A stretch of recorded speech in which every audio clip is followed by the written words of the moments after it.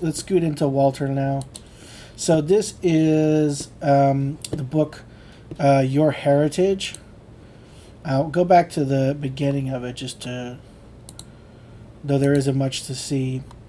Maybe the cover is kind of remarkable.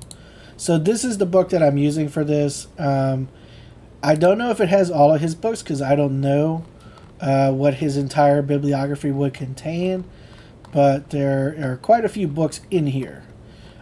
So if based on this you like Walter Lanyon, you want to read more, this has a lot of them. It might indeed be all of them. A Lamp Unto My Feet is the one I read before. I remember it being pretty good, but not. I don't remember it well enough to absolutely recommend it. Now, here in this section, and this is in The Temple Not Made with Hands, there's probably some good, like practical imaginal techniques, or at least encouragement to create using just a singular sense. But what's super remarkable about Lanyon is that he used a lot of the same phrases that Neville did. The encouragement that Neville gave for when you wanted a lot of things to fall asleep doing "Isn't it wonderful? Isn't it wonderful?"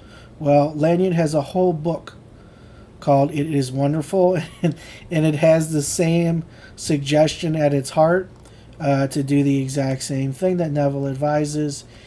It is possible that they were both students of Abdullah, though that's not confirmed, just because there's not very much known about Walter C. Lanyon, who he was in his life. Okay, so we're in the middle of the book called "The Thing That Sinneth, It Shall Die," and to start it off, Walter gives his definition of sin.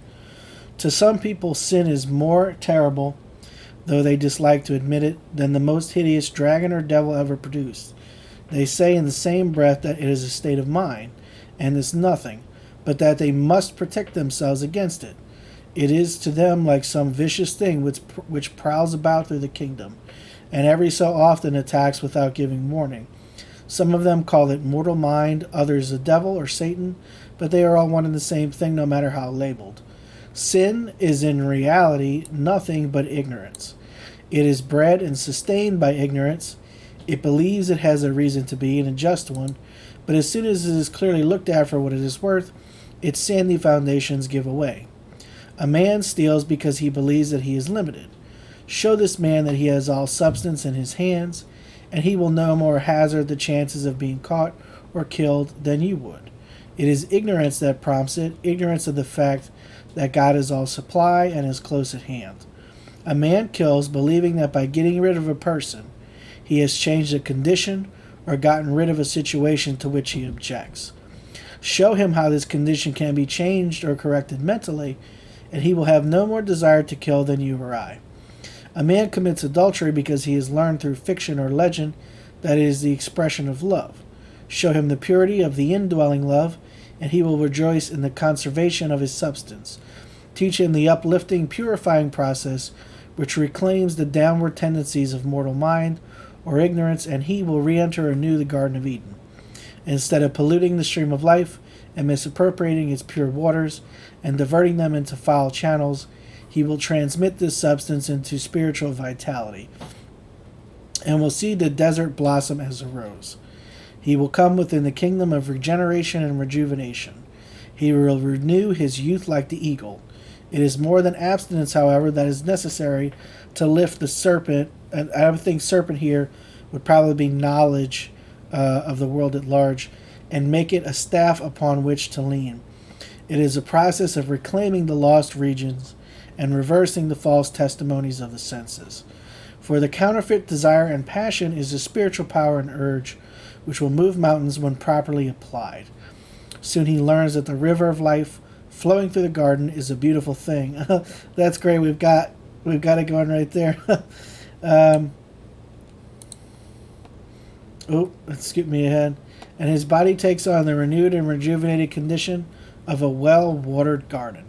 He sees the fruits of his toils perfect and wonderful before him.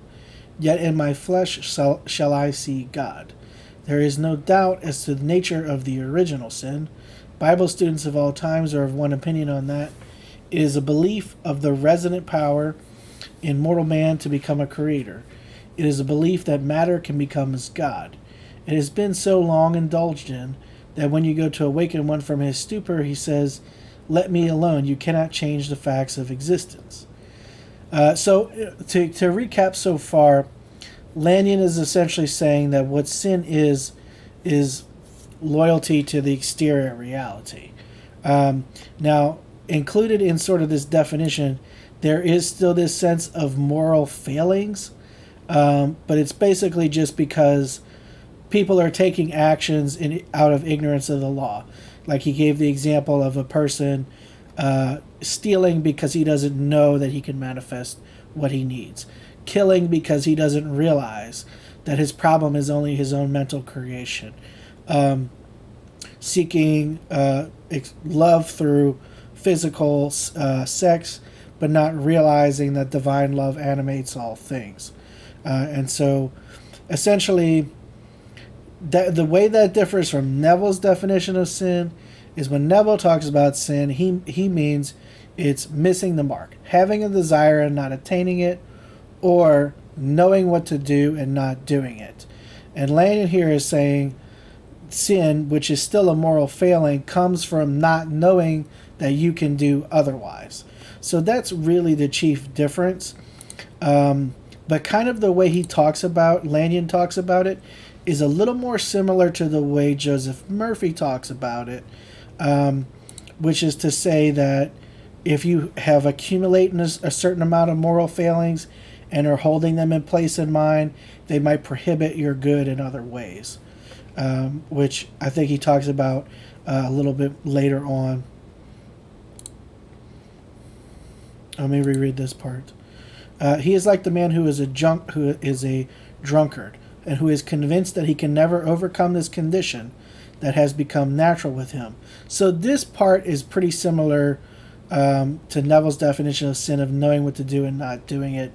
But here this is more like a stubborn insistence that the nature of reality is one of there's an exterior world apart from your mind, and you must react to it and operate in accordance with what it dictates, as opposed to the truth, which is it's all a projection out of mind.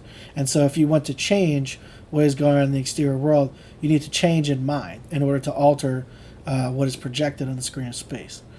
Yet many a drunkard has been led step by step back from his pit into the glorious sunshine, and he never fails to express gratitude for it all when he is once free. So with man in general, as slowly and by small beginnings, he begins to find his way back to the garden. What a rejoicing, what a happy feeling comes to him. I'm trying to adjust the screen. Sorry, y'all.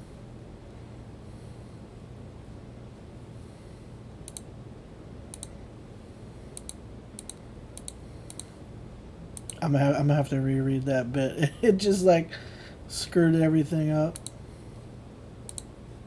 Okay.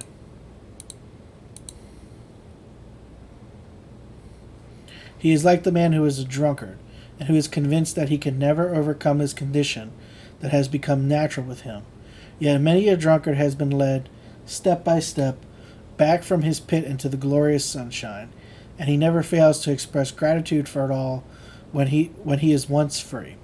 So with man in general, as slowly and by small beginnings, he begins to find his way back to their garden. What a rejoicing, what a happy feeling comes to him when he begins this glorious work. Age, fear, greed, limitation, and decay have no further meaning to him. He is free, free, free, and he thrills with a newfound power of which he has but dreamed heretofore. Now ignorance, as we all know, is not a reality any more than darkness. They are both negative or unenlightened states which disappear at the coming of light. When a child begins to learn certain things, you say he is losing ignorance gradually, but you see nothing disappear. Rather do you see intelligence making its appearance. And after he has reached a certain stage of learning, you cannot do such a thing as unlearn him. You cannot teach an intelligent person ignorance, for it has no legitimate mandate or power. It is not real in any sense of the word, and is so intangible when you think of it in this light that it completely disappears. So it is with sin. When you begin to see what a precious opportunity you have been wasting, either in a material or mental state, you begin to desire at least to transmute it into the spiritual. When you begin to realize this wonderful new truth, that in the lifting up of the serpent in the wilderness of your mortal body, it will become a staff, yea, a veritable staff upon which to lean, you will at once feel the regeneration taking place. Your eyes shall be opened and your ears shall hear. Your body will take on a finer sense of health than you have yet had, and you will speak with authority to obstacles. In short, you will find that you have been born anew, that the corruptible is being put off, and the glorious incorruptible is being put on. When Neville talked about just now the unalloyed state of being, this is the exact same thing, and it's just a waking up process. It's just a remembering who you really are, and beginning to live in that truth, as opposed to living in darkness and fear, as you have done most of your life. Then and only then does every statement of the Bible ring forth with truth for you, and you can go forth without thought for the morrow, and without preparation of any sort, for the eternal source of all is within you. When you give way to the downward tendencies of ignorance, you throw yourself into the burning, destroying hellfires of which the Scriptures speak.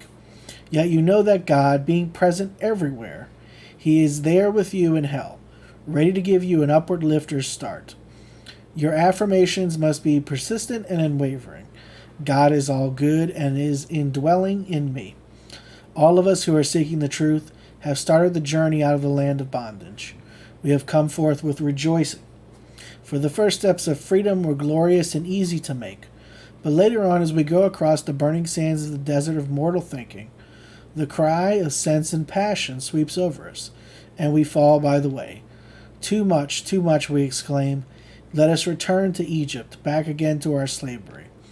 But no, pilgrim, lift your eyes from the burning desert of accomplishment to the promised land which shall flow with milk and honey, and press on. God will sustain you. The rather within will feed you, and will at last you pass the Red Sea of doubt, and there will be between yourself and the past an impassable barrier. You set your back against the past, forget and forgive, and know that at last your enemies, your evil thoughts, have been consumed in their own liquid mortal mind, the Red Sea.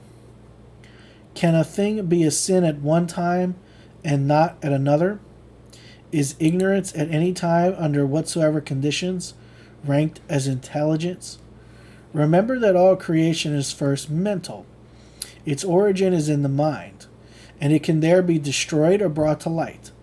If the way at first, in this new overcoming, seems a little hard, just remember, lo, I am with you always, even until the end of the world. The presence of the rather guiding and instructing is always there to sustain. So that's just a good reminder, so that whenever you feel like you've just come to a point in your mental life and the accepting of this and the integrating of this, that it's getting too difficult, you have too many questions about how to persist, what to imagine from here. Should you do something about this? Should you do something about that? Did you react to this? Do you need to revise that? Yada, yada, on and on and on. That's a great time to remember that your problems are already solved. Infinite intelligence is with you always and having the experience with you. So that help is always there. Your questions can always be answered. Whatever state you're in right now that is, maybe outright horrible or just uncomfortable or just has a lot of tension to it, that can be relieved in a moment. Like, I have someone thought earlier today, it's like you could have an experience of all your fear, all of it, about every aspect of your life, and it's the past manifestations of it, your present worries and fear thoughts, and any you may have in the future, all instantly, divinely destroyed, permanently. You could have all fear removed from your consciousness forever. That power is so infinite and so ever present with you that all you would need to do is ask and know it's done and it would happen. Like, so that's just the reminder he's giving you there. Like, you've always got you if your life in general ever seems to get rough, you just lean on knowing that you have infinite power at all times. Why call ye me Lord, Lord, and do not the things that I say? What is the Lord but principle or law? Why do you call upon principle if you expect to disobey its demands? You cannot expect to call it and then stand idly by and wait for it to work out your problem. Well, I think you can. Many are the promises of blessings which shall come to us when we deny self and lift up a standard for the people. It is for those who do this that it is promised that their youth shall be renewed like the eagle, and they shall mount up as on wings. If a man is spiritual, his desires must be likewise spiritual, and it follows that his actions also will be spiritual. And this is a good measure by which to gauge your thoughts. Now, I've talked about this before because this has come up in this book before. When there is a little bit of moralizing going on here. When Neville delineates desires, he talks about primary and secondary desires. So he talks about the thing you really want and then the thing you think you want because you think it's going to get you to the thing you want. Lanyon has this idea that some desires are more divine than other desires. If a man is spiritual, his desires must be likewise spiritual, and it follows that his actions will be spiritual. And this is a good measure by which to gauge your thoughts. Is this desire spiritual? Would Jesus have had this desire and have accepted it as real? As sin withers at the temple doors, so it withers at the doors who are conscious of lifting up the standard. Paul has admonished that we strive lawfully, and that when we do that, we shall be crowned. Every man that striveth for the mastery is temperate in all things. Now they do it to obtain a corruptible crown, but we are incorruptible. Self-denial will not rob or cheat you or deprive you of anything that is worthwhile. It will only take away from you or help you to give up the unreal for the real enjoyments, the false for the true. Jesus overcame the fleshly appetites to the extent that it might be that he arose from the dead. He crucified or crossed out a belief in power apart from God and resident in matter. If any man come after me, let him deny himself. Denials brush away the thin covering of ignorance or sin, and in their place affirm the strength of wisdom and truth. So here is a big departure from Neville, because Neville did not moralize at all about. He did say that ultimately anything that's of this world is temporary and doesn't really matter. That's not what matters. What matters is the promise. However, don't think that you're going to receive the promise through acts. That's not how it works. It comes through grace. You get it automatically. So while you're here, enjoy your life. Don't think that being chaste in any way is going to get you there quicker. And here Lanyon is saying that it can. So that's a big difference. One thing which will help in overcoming is to destroy the false testimony of the senses that you are children of material man. Call no man your father. God is our Father, and He is within us, ready to cooperate to the fullest of His law in our behalf.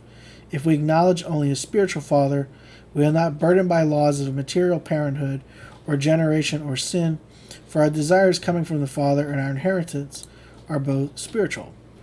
Only by the process of regeneration shall the body be resurrected from the dead. Lift up a standard for the people. Come, let us reason together. All that I have is thine. All the sunshine, all the air is thine. Yet it never occurred to you that you would hoard it up for future use, did it? You never thought of trying to box up sunshine and fresh air and store it away for a future day, did you? No, you always agreed with yourself and everybody else that it was a great impersonal possession for the use of all. And it doesn't hurt your feelings if another uses more air than you do, or because a child plays out in the sunshine all day while you only stay in it for a few moments. You say, it belongs to us all to use, and there'll be plenty for tomorrow and the next day and so on. Did you know that the very life you manifest is just as impersonal? It could not be boxed up and stored away. It can only be used, and like the air and sunshine is free to all. It is not your life. You have no mortgage on a little parcel of it. It comes from the all-pervading spirit which is life, and in which you live and move and have your being. And it is fresh and new every morning, just like the day is fresh and new. It never becomes stagnant, sick, weak, or helpless. But man, when he tries to lay a personal possession act upon it, usually finds that his idea of life becomes stagnant. He immediately is beset with 1,001 fears that something is going to happen to his health. Everything that he sees is an enemy to his health. The air, the wind, the sun, the wind, and he is therefore besieged with 1,000,000 fears which laugh at his torture. You're not afraid that anything is going to hurt the air, that the smoke that rolls out of a smokestack is going to entirely envelop the earth and consume all fresh air. Life is just as impersonal as air, because it is infinite. Do you say your eyesight is impaired, that your hearing is bad? You haven't any hearing or sight of your own to get bad.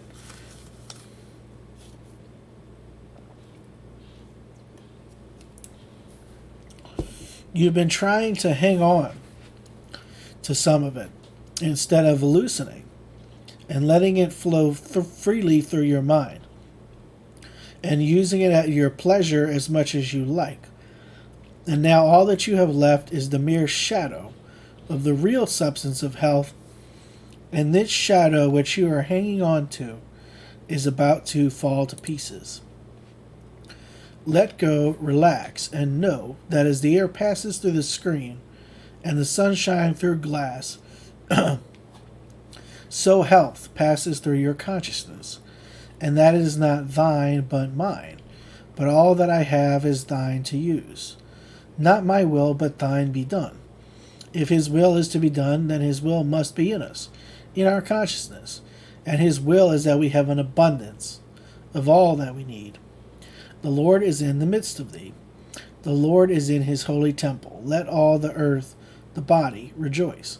The Lord in your consciousness makes all the body, earth, rejoice. And can you imagine rejoicing without a flood of light or health and happiness? Let there be night does not suggest weary hours spent in trying to know the truth or light. It rather speaks of a stepping down and letting go, so that let may be made manifest. Personally, you possess nothing. When a man takes $10,000 to the bank, he does get the same $10,000 back when he calls for it. No, does he get the same $10,000 back when he calls for it? No, he may never see a cent of it in money again.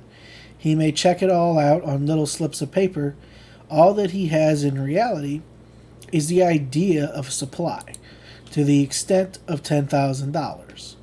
The formless substance of mind is all about you. Out of this you can draw what is necessary for your happiness. Jesus did this, for he fed the 5,000 and drew on this inexhaustible supply and gave it. He used it just as freely as he chose, and yet it still remained full. The works that I do ye shall do also. This mind he has called the substance of things hoped for, the evidence of things not seen with the material eye. Then learn to impersonalize everything. Use this great abundant health just as freely as you do the air, never thinking that it is my health, but that it is health just like air. Let it flow anew into your consciousness. Let it stream in and out, full of radiance of eternal mind, light. Let go, relax, and give up, and let this all come to you to use. This absolutely applies to money. So one thing, if you're new to the law and you haven't begun to conceptualize about, you haven't begun to think about how everything is just made out of imagination. I mean, factually, money is imaginary. But do you know how much money there is? Right now, there's quadrillions, and most of it is in the derivatives market, which is entirely, has no representation other than ones and zeros on a screen. None. There's no there's no currency flowing about to symbolize it. It's literally just numbers on the screen. Okay?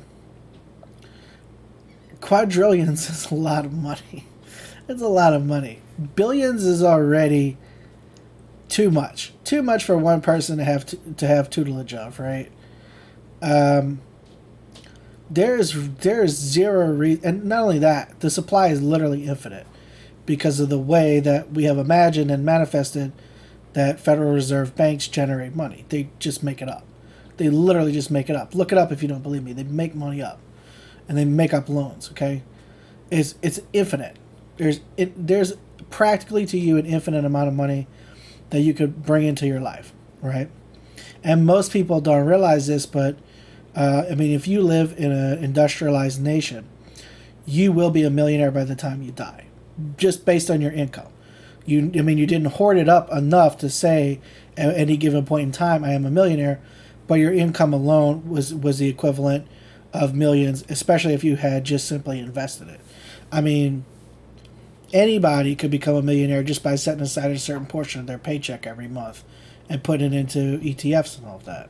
But anyway, my point is, your supply of money is so much vaster and bigger than you've probably given yourself credit for before. And it's just as infinite as your supply of air, the running water in your house, and this concept here of health. So the more you think about like just how much money is out there, be like, well, why couldn't some of it come to me? It's like, in the grand scheme of things, a couple $1 million is nothing. Like, it is nothing. It's really like nothing at all.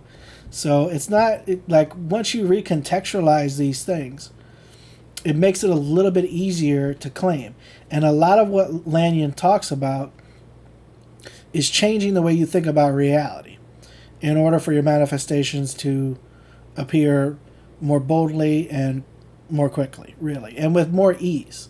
Because there's nothing easy and there's nothing really faithful about repeating an affirmation 1,000,000 times but never really feeling into the state, or even doing the same imaginal act, every night for a month or months and not seeing results. That's not really satisfying. But once you move more into knowledge, self-knowledge of who you are and how this reality operates, you can start claiming and receiving things as close to instantly as possible, if not instantly, just because you have that foundational self-awareness. So you don't need to affirm for it 1,000,000 times. You just accept it. I mean, Neville talks about this all the time. It's like just having a simple assumption. I mean, as soon as you have a desire, you're called upon to accept it then, in mind as a fact already done. All right, so let's go to the next chapter. The Father Within. The whole world looks like a huge crystal this morning, said Jethro as he and Abdallah walked along the narrow winding path which led to the little... Maybe this is Abdullah. Walked along the narrow winding path which led to the little hillside vineyard. Saying this, he caught one of the long banana leaves and shook a myriad of diamond crystals. Each one of them seems to contain the whole world, catching impressions from all angles and reflecting a different color or aspect wherever viewed. The whole outside seems to contribute to its makeup. That is because of what is inside, said Abdallah. The purity of the dewdrop makes it possible to catch and hold these myriad images. I'm just checking something.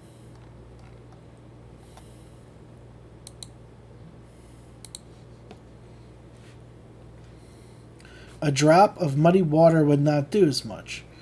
You see, after all, is a process which works from the center to circumference. It is precisely the state of man. Everything must come from the within out, for the Father dwells within. Many there be who seek the external with minds as opaque or as dulled as the drop of muddy water, not realizing that in order to see out and see the reality of things, they must first turn within and clarify their minds. They seek in every locality but the right one, for the kingdom of heaven, for happiness or harmony, only to return weary and worn. to find that it lays within themselves, and was the most accessible locality in the world. They have gone out prodigal, seeking happiness and indulgence, and returned satiated with matter and sick of the material husk. And the Father within was still waiting and rejoiced when he saw his Son afar off. Yet unheeded stands the scripture which reads, "The kingdom of heaven is at hand, it is within you." But not all are prodigal sons. Some are earnest, sincere seekers for truth. Well, Neville had a slightly different interpretation of the prodigal son. Others there are who call themselves workers in the truth, who insist upon knowing the truth about every situation in life, but who usually circle about a few times by repeating certain glib bits of learning, and then lie down it should probably cease, and then lie down to, I don't know if it's case, cease, ease, and some of the earnest seekers find it difficult to find God, and to act in contact with him, forgetting the admonition to feel after him. How impossible it would be to feel after a God who is afar off, or who is outside of our mental scope. Yet how persistently does the Master admonish us to look within, to feel after him, and to be still and know, all of which are indicative that he is close at hand. Tennyson says, "Nearer is he than breathing, closer than hands and feet." And again we are told, and Neville references this all the time, and again we are told that the Lord is in his holy temple. What is temple? Jesus said, "The Father within me, he doeth the works." And later, "I and the Father are one." And then again, "Who has seen me has seen the Father." There is no ambiguity or doubt as to where the Father is. And it is only when we learn of this nearness that we can consciously cooperate with him and speak as one having authority. Where would the still small voice come from if the Father were not within? Would it come spoken out from space? That which is spoken in secret is declared from the housetops. The still small voice which speaks in the silence of the heart is manifested so visibly that its truth is declared from the housetops. Nothing strange about this. When we are listening for this voice, when we are consciously communing with the Father, we are prophets and seers and speak out the truth from the inspired source. You do not need but open your mouth, and the necessary word shall be supplied. Every man his own teacher is the lesson we gain from the Scriptures. We begin to realize that within every man is the source of wisdom, from which flows streams of pure reasoning and teaching. A man cannot heal, but he teach, and vice versa. I came unto mine own, and mine own received me not. This is the state of the Father within. He has come to us, but instead we seek him afar off. We try to know the truth by thinking of God as entirely outside of our own self. Ask yourself, when I think of God, just where do I think of him? Be fair with yourself and answer, not in some metaphysical term, which you use to destroy your purpose. Speak candidly to yourself, and see just where you have located him. Hundreds have spoken to me of him as up, and nearly all as outside themselves. Yet it says, "The Father within, he doeth the work." Is there any doubt as to the locality of the Father? What a sweet assurance and peace of mind comes when we realize that the Father is ever within us. We have but to turn to him to ask and receive. There will be a new uplifted feeling for those who learn to say Father, addressing him within instead of without. An uplift, a strengthening and building up process, and a calm assurance that he is close at hand in time of trouble. When doubt or fear overcomes you, there is but a moment's delay until you come into his presence and are far from the noisome pestilence. Immediately we recognize that he is close at hand to bless. We become conscious of his presence, and are no more alone, feeding among the husk, and receiving only cursing for blessing and failure for effort.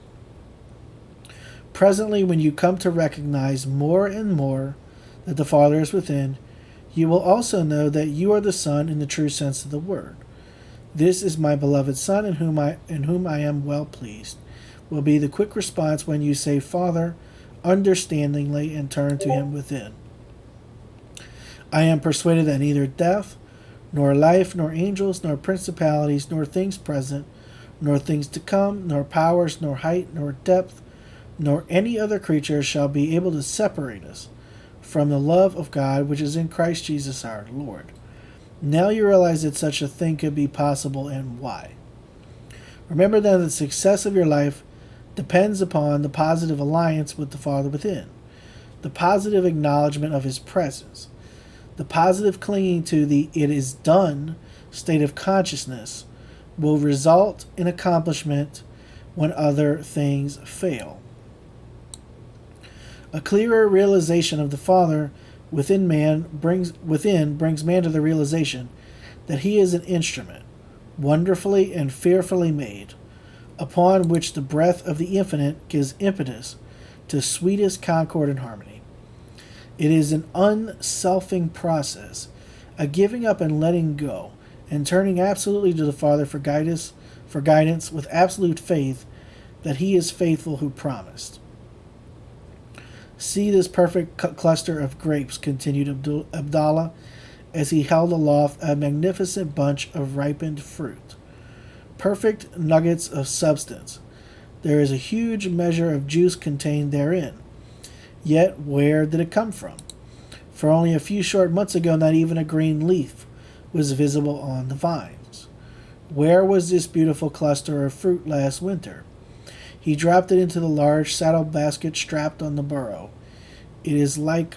I don't know if yawn is a word. Let's see. Okay. It is like yon over their house. Okay. It is like yon house. It first existed in the mind, and was brought into manifestation by a cooperation of power through a given channel. If the house were to be destroyed, it would yet live on in the mind of its creator and could be reproduced. And so the whole plan of existence is divided into three states of progress: mind, idea, and expression. The idea takes tangible form through expression. Thus we resolve things into thought. We trace them back to idea and then to mind, and it becomes easy to build up again or destroy things or conditions in this manner. Take, for instance, a claim of disease, which is manifesting on the body in some loathsome form. How can we eradicate this seemingly real thing by saying that it does not exist? First, ask yourself where it came from, and you will find that it was first an idea, and back of the idea was mind, which in this case was mortal and of itself unreal. Then you can destroy the idea from mind, because the mortal mind itself which formed it is not real. This process of dissolving things into thought will make you a true overcomer. Your conditions, which are wrong and bad, will be easily transformed into ideas and traced back to mind, and thus destroyed. When you develop an idea into expression which is good, it will draw impetus from the divine source, and will draw its own unto it from without. So he's talking about something I've explained before, which is, there's a phrase often repeated amongst people who are interested in the law of assumption, which is circumstances don't matter. And the reason people never explain why circumstances don't matter for the most part. I rarely see this being pointed out. Why don't circumstances matter? Well, they might say because, you can produce something different through imagination. But it's not getting at the core reason. The core reason circumstances don't matter is because they're your manifestation. They're your prior manifestation. You created them. Your circumstances are your creation. You can uncreate them just as easily as you created them. The law of cause and effect are always operative and are unfailing. And this unchangeable principle or rule is counterfeited in the material, so that the material law of cause and effect, which is but a counterfeit of the spiritual law, is unfailing in its results. If you plant weeds, you cannot expect by some unexpected interference of love to bring forth roses. Like produces like is the law which is true of mind and its operation.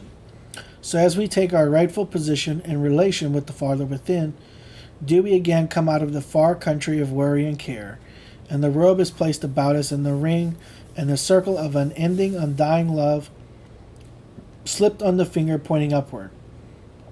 A joyous and new relationship springs up between Father and Son. A joyous, childlike faith takes possession of man, and he is able to lie down in green pastures and rest. Father, Father, what a velvety sound it makes when silently breathed within.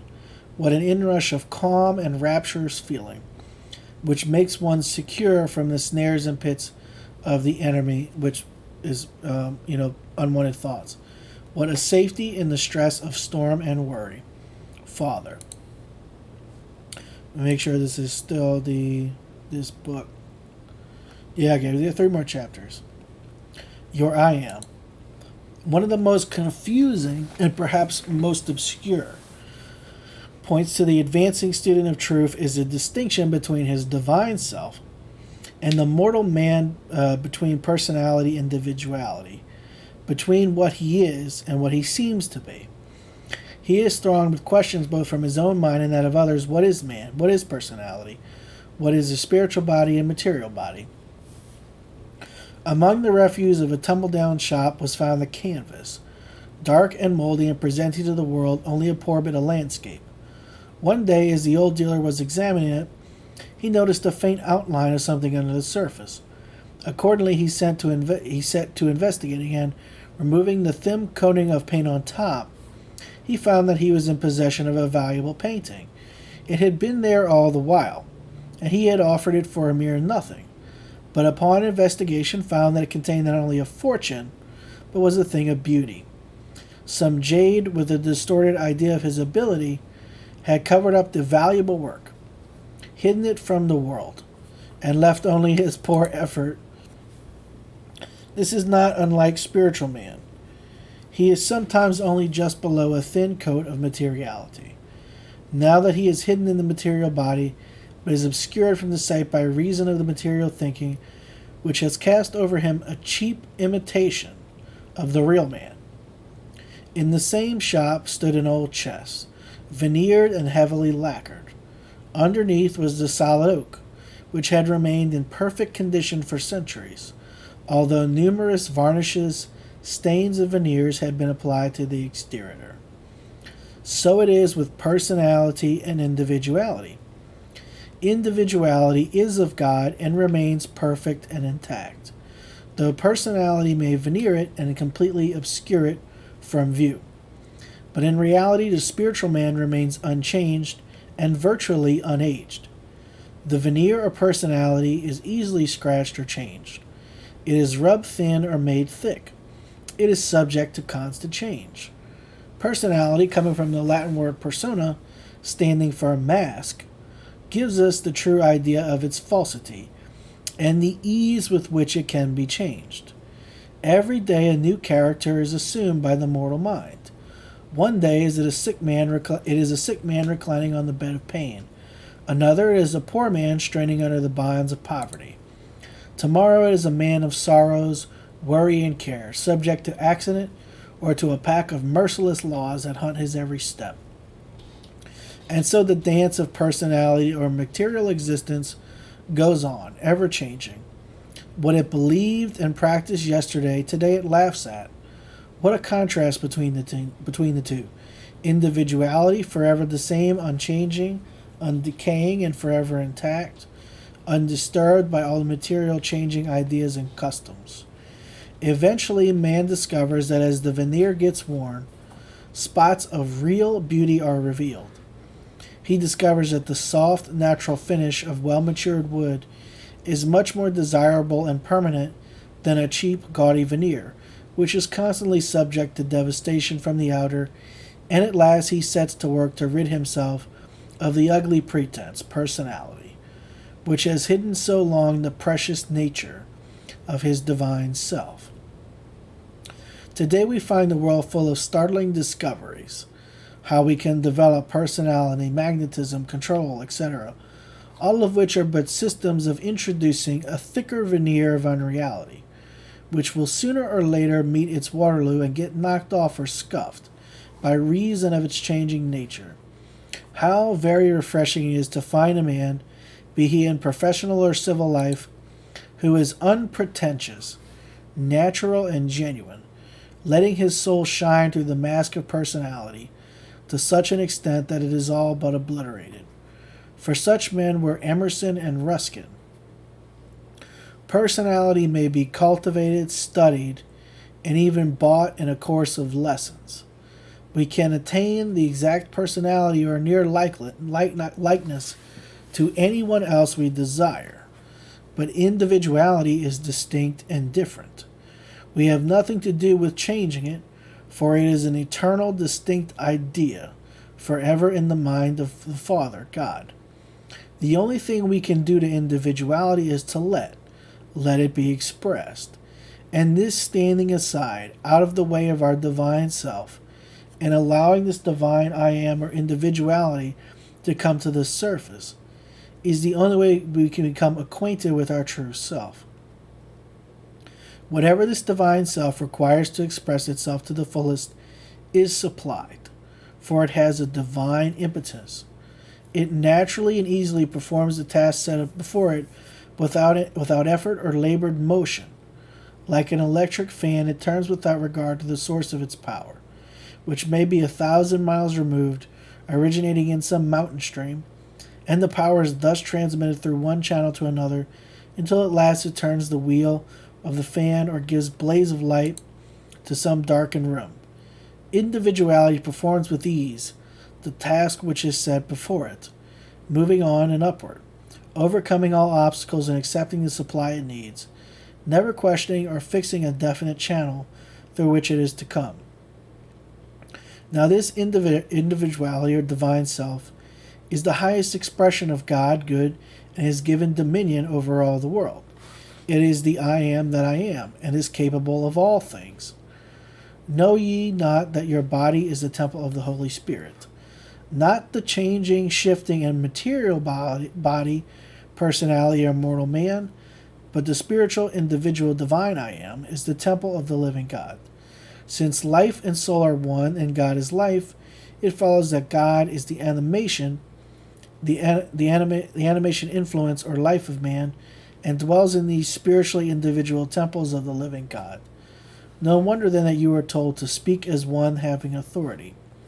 It is divinely possible to speak with authority when you come into even a partial consciousness of what power is back of your I am.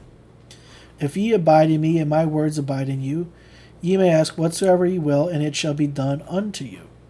Ye shall decree a thing, and it shall come to pass. No good thing will he withhold from them that walk uprightly. And walking uprightly would mean having a right consciousness, having a righteousness of thoughts. In other words, having the thoughts that would be yours if you had the thing you want. For the Father knoweth that ye have need of these things. If we are letting our light or individuality come to the surface, establishing better the home or temple body of our I am, we are gradually experiencing a surcrease of anxiety, a decrease, worry, and care. Practicing the Christ is not so difficult when you stop to consider that Christ is right at hand, constantly trying to get an audience with you. The way shower is there to guide all into truth. Behold, I stand at the door and knock, at the door of the human heart. I am already there waiting for an audience, waiting patiently to guide you into all things. When the unthinking oyster takes in a grain of sand, he suffers with this foreign substance until he has coated it with precious substance. And from each problem he makes a pearl. So we go on life's way, may learn to make pearls from our trials, and refuse to give them up until the lesson has been brought home to us in a luminous pearl of truth. All right, so we got 2 chapters left.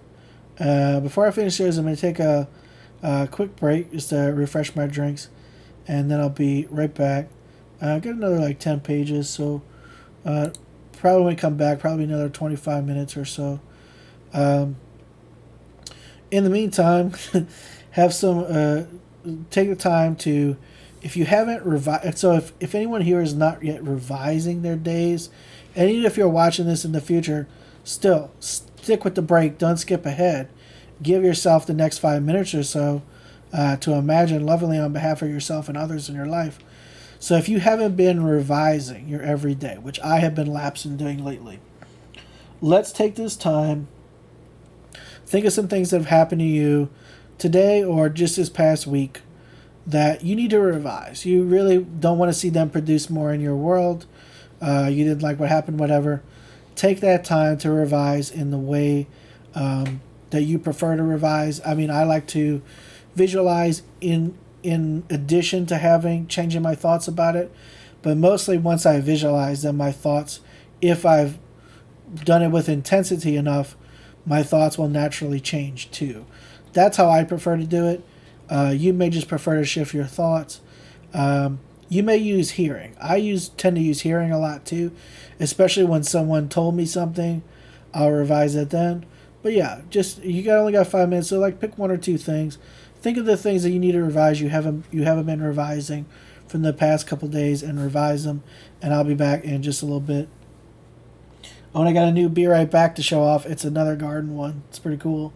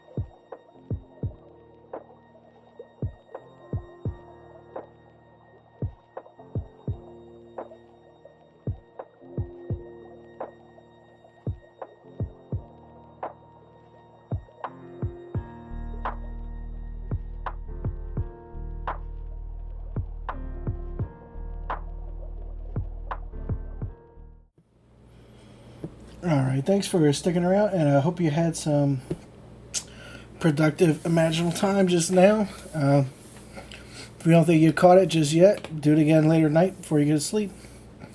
All right, we're continuing with Walter C. Lanyon's Your Heritage, which is the last two chapters. Right thinking. Did you ever have a daydream in which you pictured yourself as being the recipient of a wonderful demonstration? Demonstration is the word Lanyon is using in place of manifestation here, or experience. So wonderful that your whole little world would turn when you passed and say, "Behold, that is the man who made the demonstration. He was healed when it was said to be impossible by many doctors and specialists."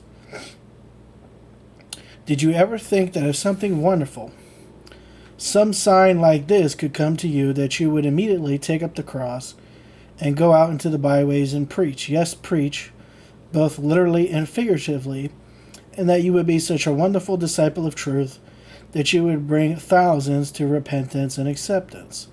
But after this moment of exaltation and daydreaming, you slipped back into the tracks of more sane reasoning and went your way again. And as you pondered your sudden ascent to the mountaintop, you began to see that there would be nothing to support such a demonstration. Suppose you were suddenly put through a so-called miraculous experience without having worked through it or have been prepared for it. What would happen when you began to preach by the wayside? You would not have sufficient understanding to support your claims and demonstration, and men would pass by saying it was a miracle, and your demonstration would have no more effect on them than the demonstrations of Jesus do to many today. Not that many instantaneous demonstrations are not made, not that they cannot be made, but that the general rule of the thing is so beautifully natural and requires that each step be taken so that the foundation of the thing will be perfect. And the one and only way is through right thinking. I've heard all that before, you say. So have I, comes back the answer. But it is only when you become awakened to what it is that you begin to see it in a vastly different light. When you begin to realize that every time you hold the right thought, you are lessening the sum total of error, you begin to see what it means to pray without ceasing, and to watch, and not be weary. This praying without ceasing does not mean that we have to go about with our faces pulled down, or to sit in the quiet with our eyes closed. It means that we've got to reverse the lie that comes to us every time it comes, and whether it be in us or some other idea. You begin to realize that this is the kingdom of heaven, right here, this very earth.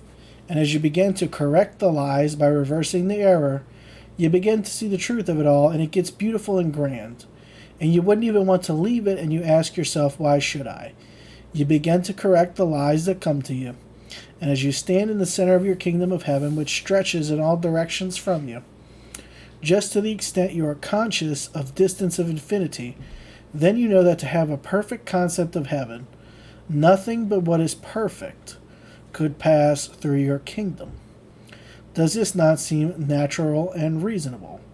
Then tomorrow morning, if a lame horse goes by, you will think, poor thing, or you will think, life is power, and everything that manifests life manifests power, and then dismiss it from your mind.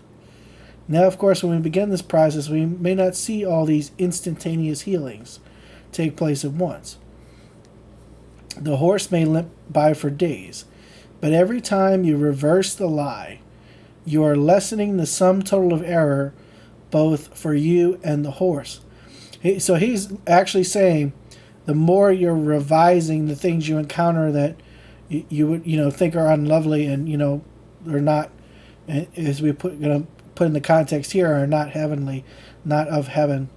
The more you revise them, the closer you get to changing how it's being projected. So even if you're not having instant manifestations just yet, just keep practicing and you'll see these things start to shift and change.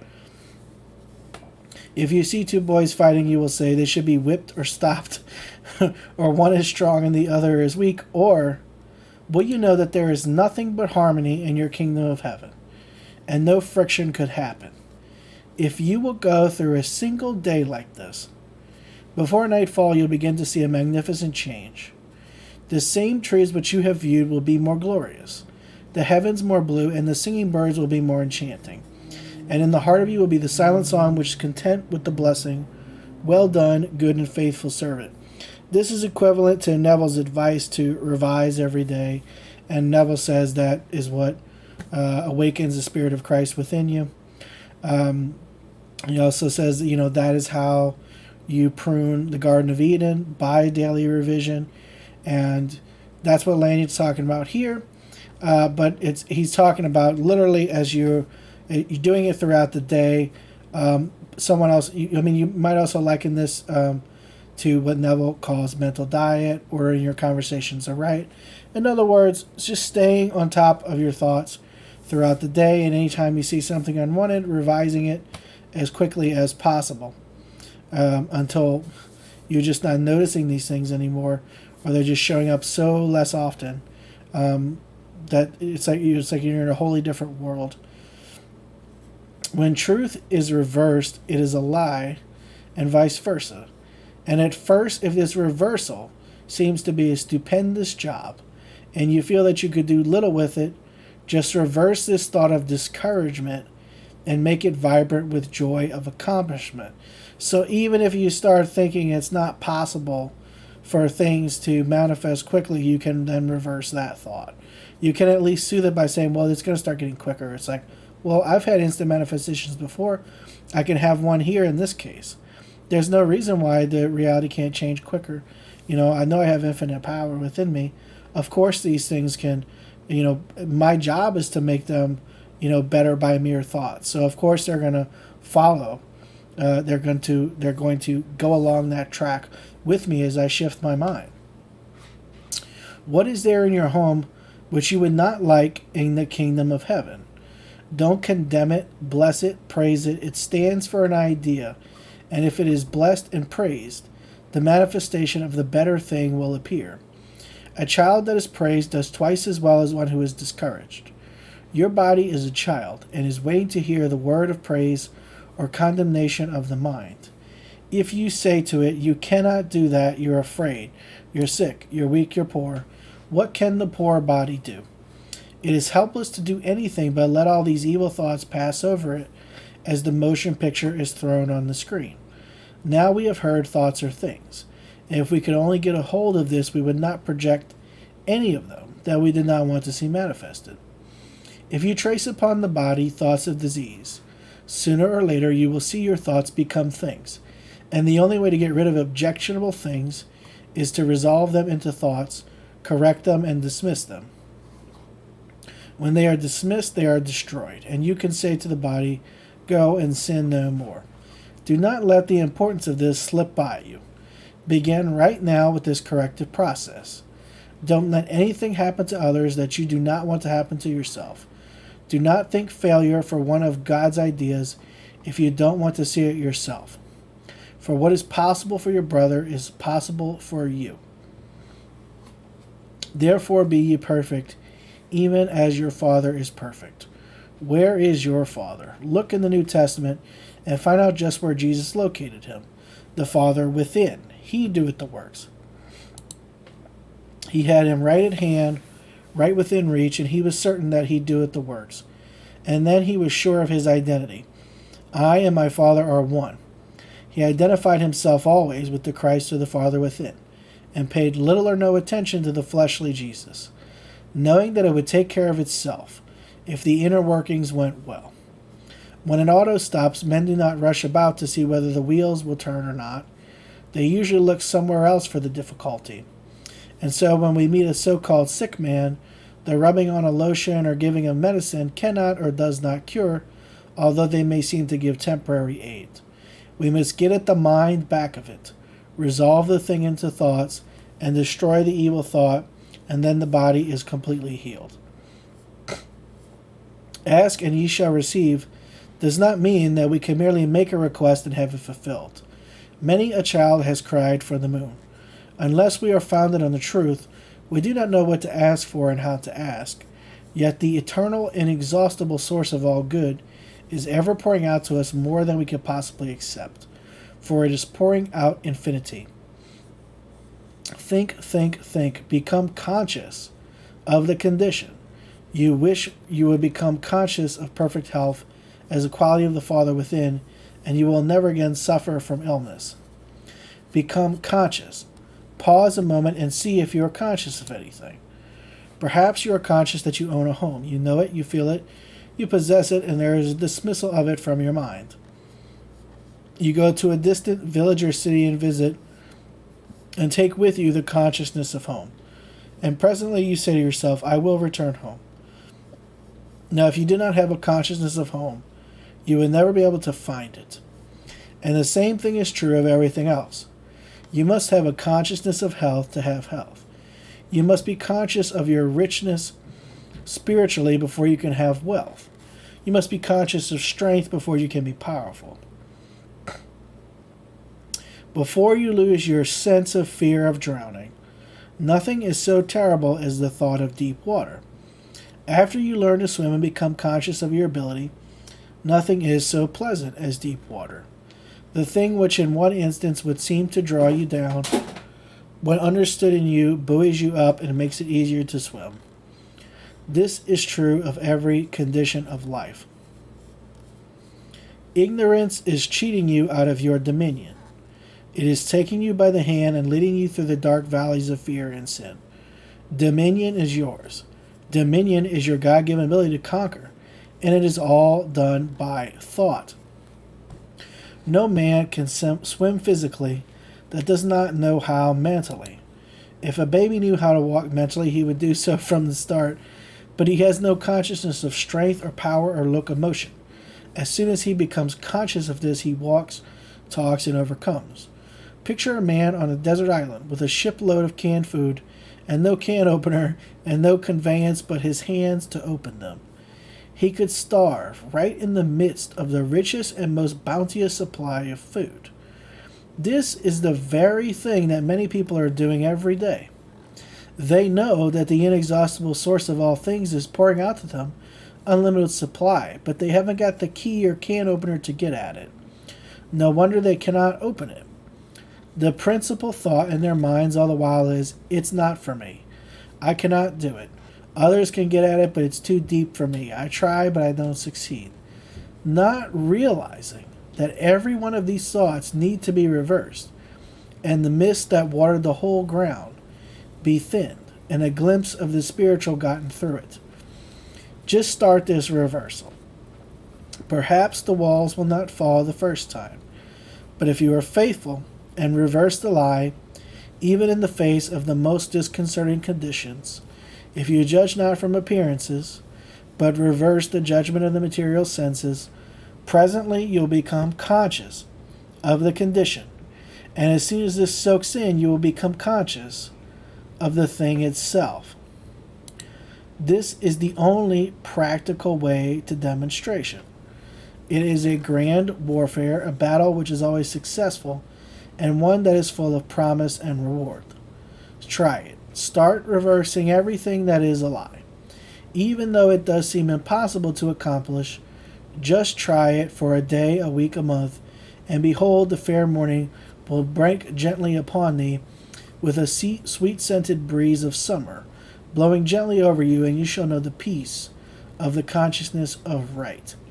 In the prior chapters we read, somewhere in there, he also gave the suggestion to go one day without any limited thought. So to have all your thoughts be unlimited in terms of expression of things you desire. In terms of don't limit yourself in any way. And whatever you want to express, don't limit yourself in mind. Just for one day. The House of Darkening Shadows. This should be the last chapter. Let me see. Yeah, it's the last chapter. It was a cold, gray February day. A day full of barrenness, a day full of futility. From the bleak, cheerless hills, an icy wind swept down with a stinging lash. The telephone wires hummed with tension, and the boughs of the trees snapped with the cold. Now and then the wind caught a flurry of snow and sprayed it relentlessly over the passer-by. A faint yellow sun had vainly tried to wend its way through the mass of leaden gray, but only succeeded in making the somberness of the day more acute. Before a little gas stove placed in front of a genial-looking fireplace, Mr. and Mrs. Robbins sat. The cheerlessness of the outer world had found no barrier in this home, and had entered and filled the place with its darkening shadows. Shadows of doubt, sorrow, and futility. Mrs. Robbins sat with hands folded, looking into the small flame of the stove. She sighed as she looked for a moment at the picture on the mantel, a portrait of a smiling girl. Selma Robbins had died 3 years ago and had left behind these two wretchedly unhappy people. Her death marked a complete change in the life and surroundings of her parents. The fine old home had practically been shut up. There was no use living in the whole house now that she was gone, no use going out into the world, or having the world come into you, no use doing anything but just waiting, until the end should come and they would meet again. The kindly old minister had said they would meet again when they all died, and so since her death the only action which could actually be said to take place was that of waiting. It was a long, tiresome wait full of tears and heartbreaks.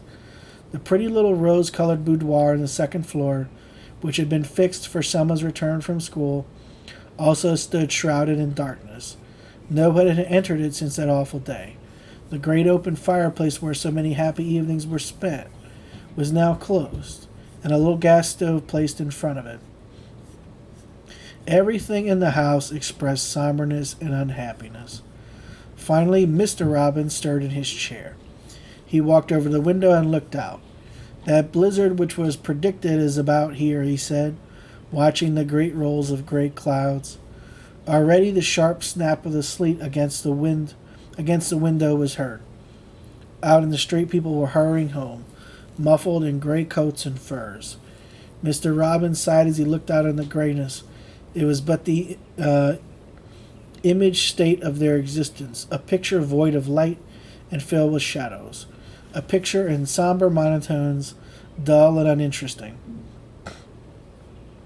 As he stood there, the hills suddenly became lost to view. A curtain of snow was drawn between. The blizzard was upon them, sending its avalanche of snow hissing through the air, with its frozen voice howling like a ferocious beast. "Just think, Father," said Mrs. Robbins, wiping tears away. "She's out there under all this snow." And the woman wept as he drew her to him, folding his arms about her. Now, Mother, you know it was God's will. He knew best, and we must bow to it. Some day we'll meet again, and then we'll all be happy like we were before she went." His voice trembled. "God's will," said the woman. "Why should he take our only child and leave families of 6 and 7 untouched? Where is the justice of that? Sometimes I don't believe there is a God." Mother, the man said, "think what you are saying. You are giving up the last hope." Just then there was a heavy thud against the storm doors, which startled them both. "What's that?" said the woman, a terrified look in her eyes, as the thought rushed through her mind that perhaps her blasphemous words were about to bring their reward. Mr. Robbins left the room and went out into the long, cold corridor. He pushed open the storm door, and out of the snow came the voice. "I've lost my way, and the storm is so heavy, I can go no farther."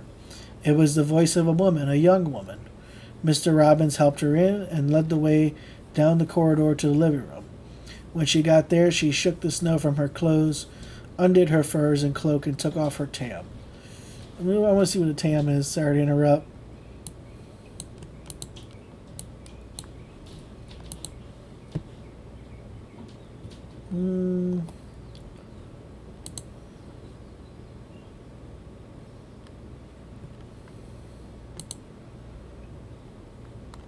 I don't know what a tam o' shanter is. Okay, a Scottish cap.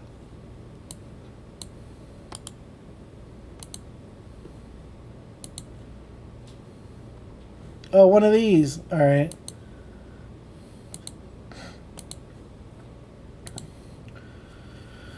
When she got there, she shook the snow from her furs, from her clothes, undid her furs and cloak, and took off her tam.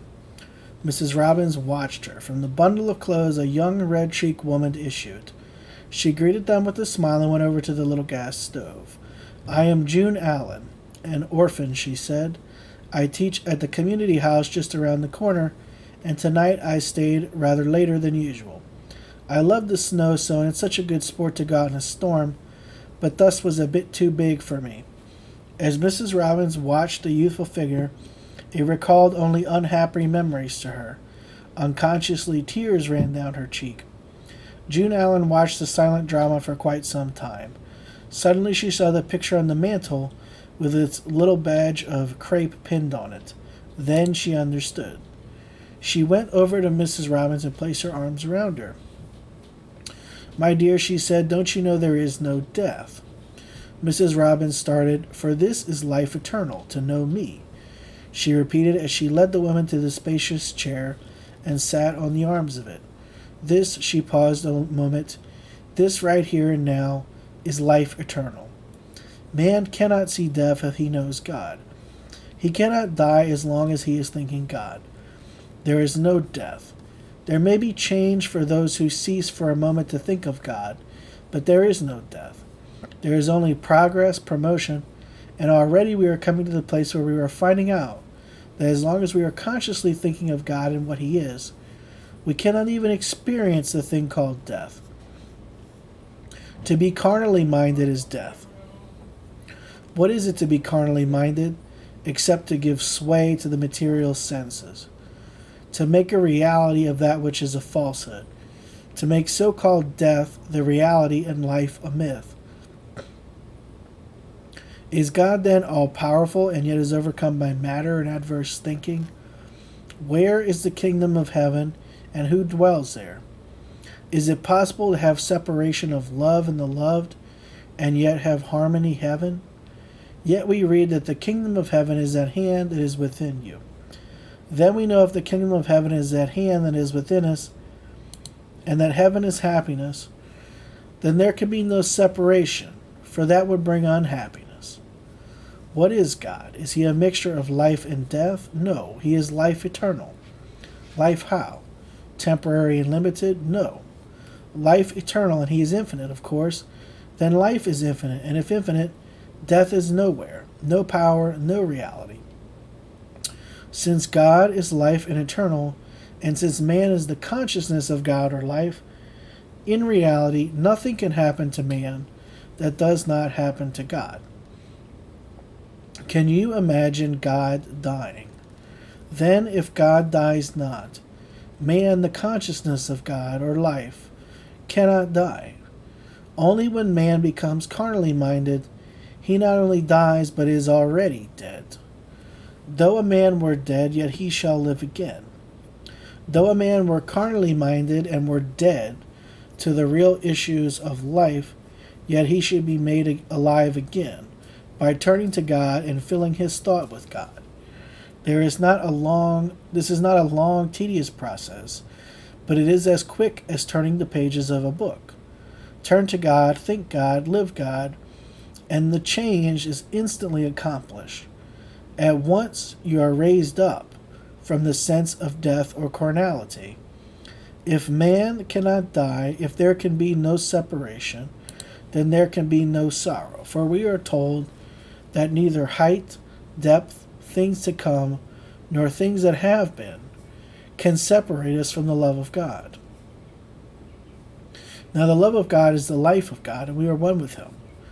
God is the rather, we the expression of His love or His life, and until He ceases to be our life, we cannot die. Sorrow is the essence of one of two things, either selfishness or ignorance. How can you who are individual try to hold in bondage another idea or expression? Loose him and let him go does not mean that we should cling to a personal sense of man and grip him tightly to us. It means that we should free him and let him work out to the best of his ability the problems which confront him and which he is able to work out only alone. We can only point the way, the steps to be taken, The work to be done belongs to the pilgrim. Do not tie a string of grief to them, and ever and anon draw them back into your empty lies. Fill your life full of activity and life. Begin to live to be happy, for freedom has come to this house. A glorious freedom of the children of God, allowing each man to work out his problems unhampered by pride and false human sympathy. One moment's contemplation of God will flood you full of light and happiness. You will see the reality of life and the unreality of death. You will understand that life, the absolute, does not change, though the picture thrown upon the mortal screen may take on various attitudes, many of them visible, some of them invisible. Is the man of 70 the same as the babe in the mother's arms? You say, yes, he has grown and the changes have been natural and good. You have seen him a different person in reality every day. Yet you did not grieve when the child walked, when he ran and jumped, and when he laid off the cooing of a baby for the clear speech of a child. No, you said, this is growth, isn't it wonderful? Now growth is also an eternal thing. It is continuous and goes on whether it is visible to mortal eyes or not. The seed dropped into the ground is hidden from view for a while, yet growth is still going on. It comes to the surface in changed form, and so with man he may be invisible for a while to the material senses. But with growth we shall one day learn that he has but changed form, and become more fruitful. Presently the vision of the world is to be changed in a twinkling, when they all say there is no death. And then shall we have eyes that see and ears that hear, and know that our loved ones, though dropped into the ground, did not submit or experience death, but a larger sense of life. Those who are left behind and carry on the sorrow and grief are in reality experiencing death. For life and harmony are one, and they are joyful and glad. Death or grief paints with a gray brush. It smears its monotonous colors over happy faces and dulls bright eyes. It veils the sunlight. It makes silent, unhappy houses and uninteresting men and women. It accomplishes nothing for good and much for evil. It is one of the brood of imps which hides under the sheepskin of right. It is an age-worn custom through which man is beginning to see the light of truth. Truth comes with its childlike simplicity. It comes with a great flood of light and instantly dispels the gloom, no matter whether that gloom has just arrived or whether it has been there for years. Truth experiences no more difficulty in bringing joy to the grief of years than to the grief of a moment. They both melt away with the same ease that darkness melts from a house, whether dark for a moment or an age.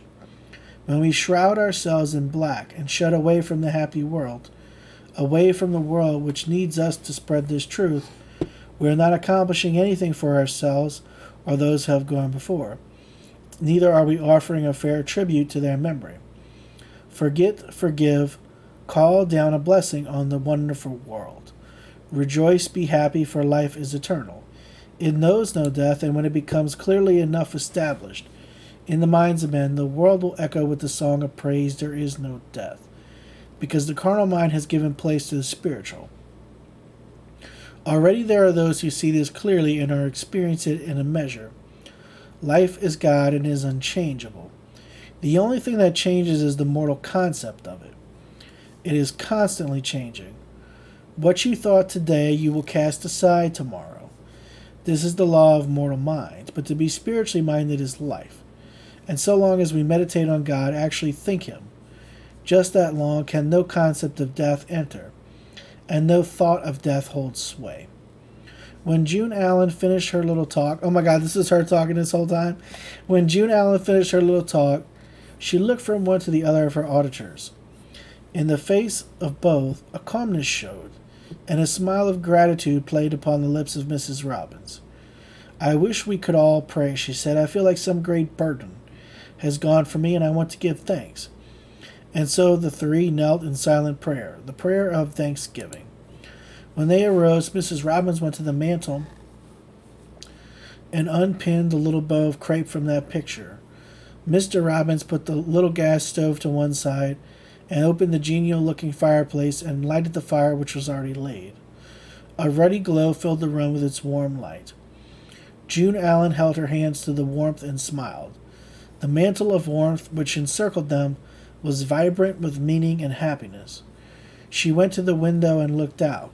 The storm had passed, and the street lights were burning brightly through the snow. "I think I shall be on my way now," she said. "I can make it all right." Mrs. Robbins came up and put her arms around her.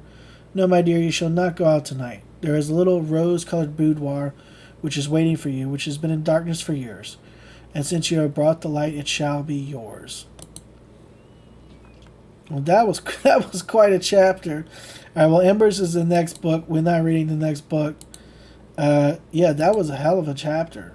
It was a lot. There was a lot going on there. What I will probably do is clip up that whole thing, because I'm trying to make a catalog of things that are about death, and this is obviously a really great one.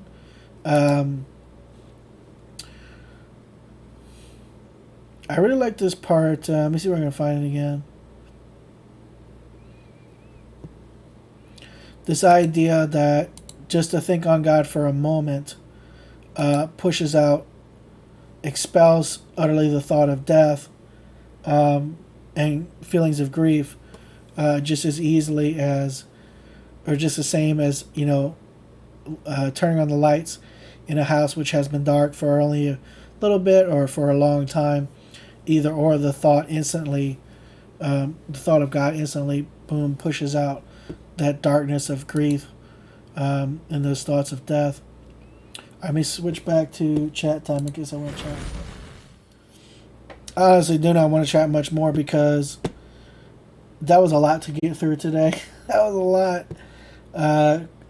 Yeah, next time we'll be getting back to Neville. I will do some Lanyon again in the future.